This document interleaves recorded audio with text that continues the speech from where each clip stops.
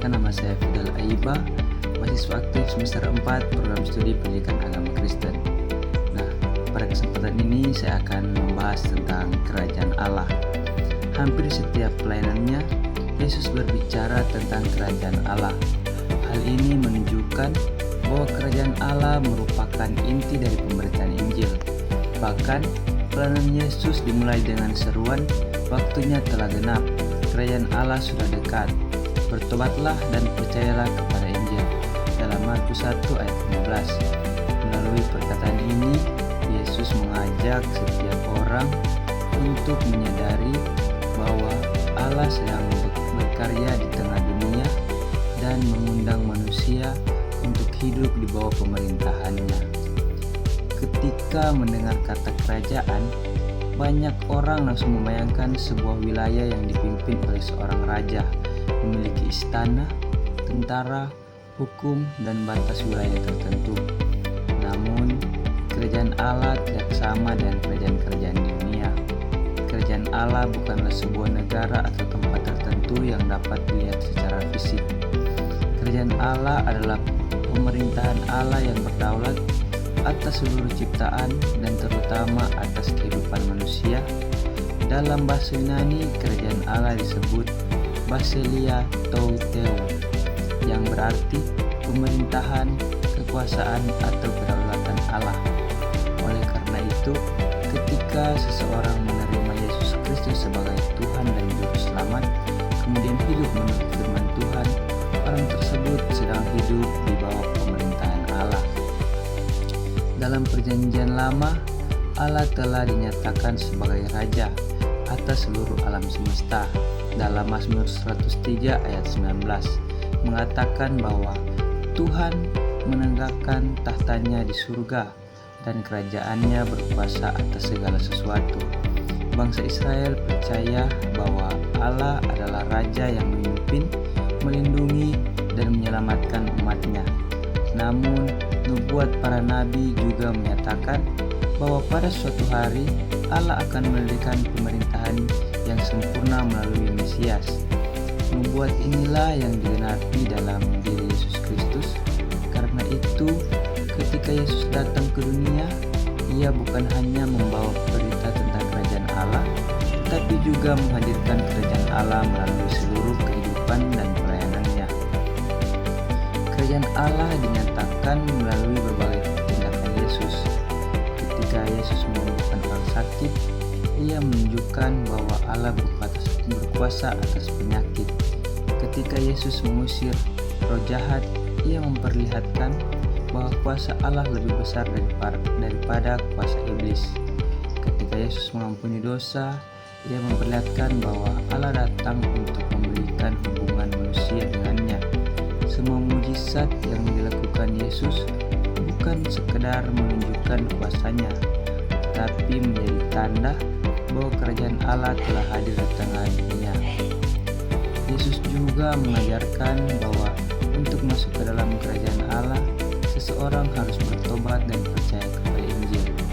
Pertobatan bukan hanya merasa menyesal atas dosa, tetapi perubahan hati dan perubahan arah hidup. Orang yang bertobat meninggalkan cara hidup yang lama dan mulai hidup sesuai dengan kehendak Allah. Iman kepada Yesus menjadi pintu masuk bagi setiap orang untuk mengalami kehidupan dalam kerajaan Allah. Oleh karena itu, kerajaan Allah bukan diperoleh melalui kekayaan, jabatan, atau usaha manusia, melainkan melalui kasih karunia Allah yang diterima dengan iman. Kerajaan Allah memiliki nilai-nilai yang berbeda dengan nilai dunia.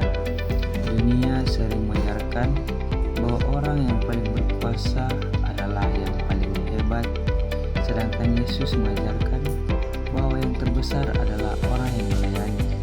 Dunia mengajarkan balas dendam, tetapi kerajaan Allah mengajarkan pengampunan.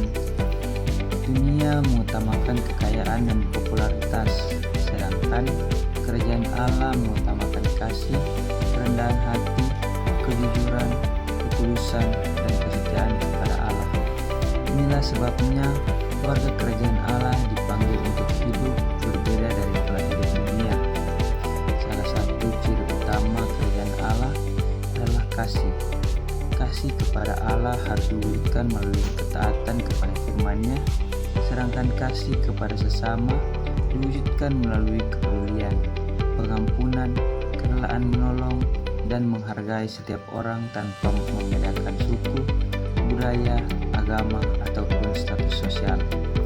Yesus sendiri memberikan teladan dengan melayani orang miskin, orang sakit, anak-anak, perempuan, bahkan orang yang dipandang rendah oleh masyarakat pada zaman itu. Selain kasih, kerajaan Allah juga ditandai oleh keadilan dan kebenaran. Allah adalah Raja yang adil dan membenci segala bentuk kejahatan.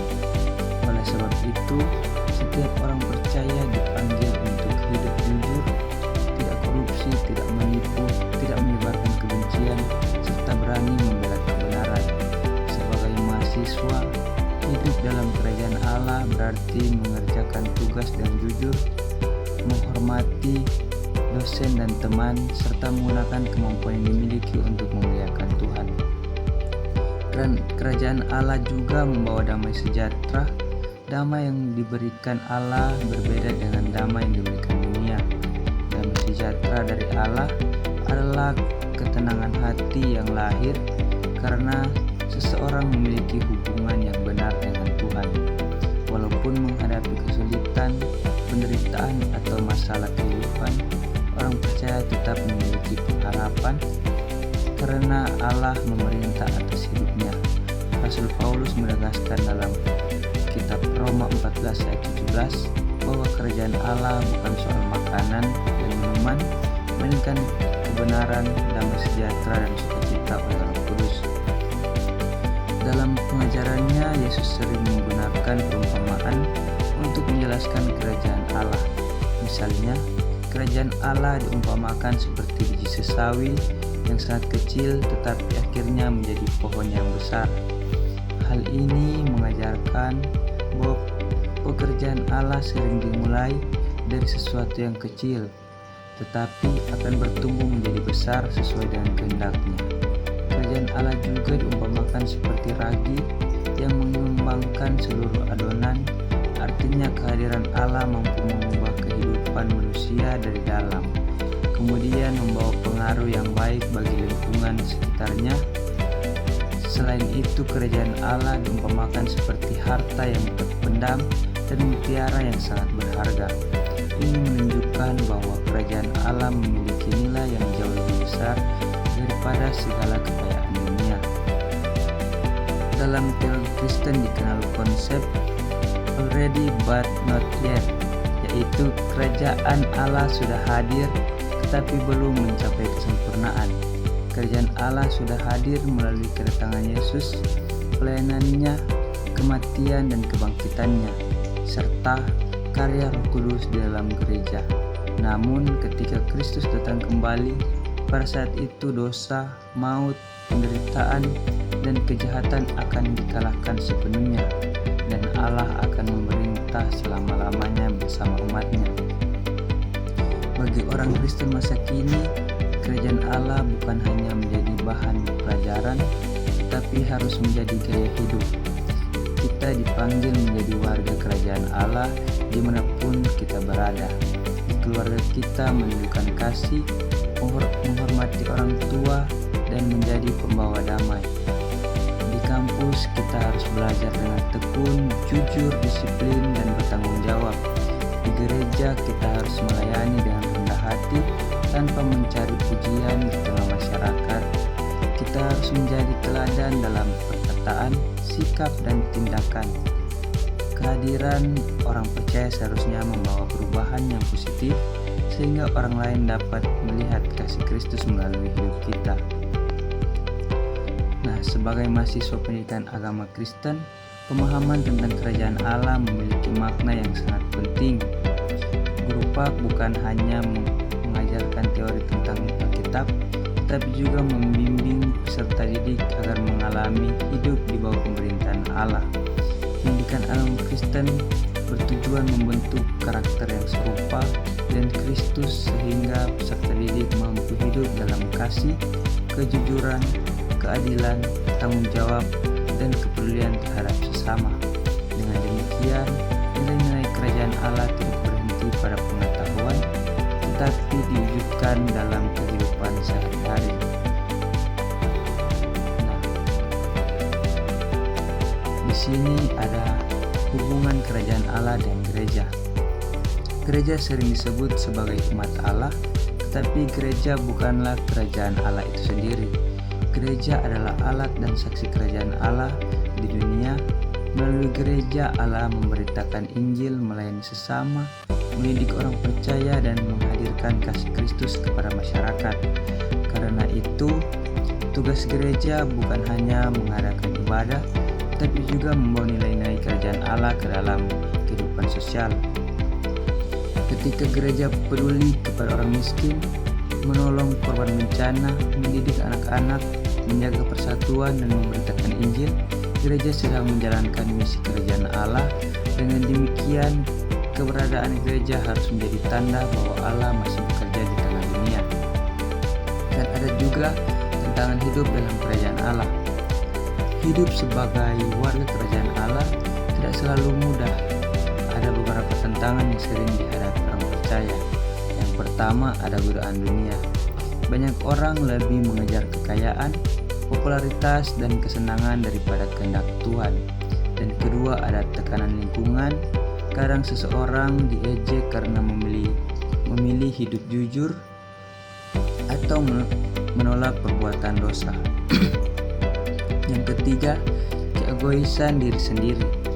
Manusia ingin menjadi penguasa atas hidupnya sendiri dan sulit tunduk kepada Allah. Namun Yesus mengingatkan bahwa setiap pengikutnya harus memikul salib dan tetap setia. Hidup dalam kerajaan Allah berarti berani memilih kebenaran walaupun tidak selalu mudah. Nah, dan ada juga peran Roh Kudus dalam kerajaan Allah.